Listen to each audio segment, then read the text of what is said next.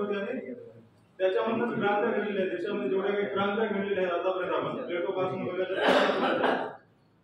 सगळ्या ज्या क्रांत्या आहेत त्या युवकांनी घडल्या. त्यामुळं आपण पक्ष नेता आता एक विषय निघाला की आम्ही आमच्या नेतृत्वाला या मोर्चामध्ये नेतृत्व करण्यासाठी बोलवतो. माझं मत असं आहे की वंचित बहुजन आघाडीच्या विद्यार्थी संघटनेचा मी प्रतिनिधी या नात्यानं सर्वप्रथम महाराष्ट्रामध्ये आदरणीय श्रद्धेय नेते डॉक्टर बाळासाहेब आंबेडकरांनी याच्या विरोधामध्ये भूमिका घेतलेली आहे आणि साहेब याच्या विरोधामध्ये पिटिशन दाखल करणार आहे.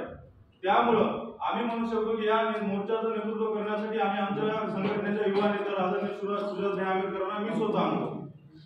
त्याचं प्रत्येकाचं वेगळं म्हणणं आहे. असं न करता आपण एक युवक म्हणून नांदेड जिल्ह्याचे आंबेडकरी चळवळीचे एक युवक म्हणून आपण हा मोर्चा काढावा. पक्षाच्या जोडी आपल्या विहाराच्या बाहेर ठेवलेले पक्षाचं नेतृत्व आपण कोणीही करणार नाही. त्यामुळं मोर्चामध्ये आपण पक्ष सोडून सगळ्यांनी एकत्र यावं एवढं माझं विनंती आहे. आणि ती विनंती असेल किंवा या मोर्चामध्ये आम्ही जे काही कॉन्ट्रीब्युशन देणार आहोत या मोर्चामध्ये तन मन धनानं जे काही असेल त्याच्यामध्ये आम्ही देण्यासाठी तयार आहोत. आणि या नांदेड जिल्ह्यामधला जो काही महाविद्यालय आहेत, कॉलेजेस असतील किंवा इव्हन विद्यापीठ असेल किंवा क्लासेस असतील हे सगळं बंद करण्याची भूमिका मी माझ्या विद्यार्थी संघटनेच्या वतीने घेणार आहे.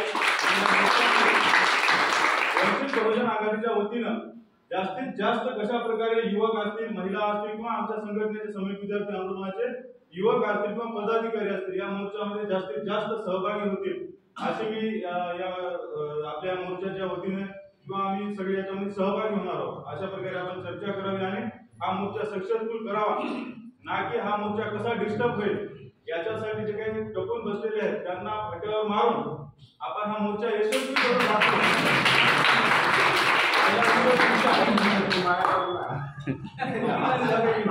इथं जे आले तिथं बोलायले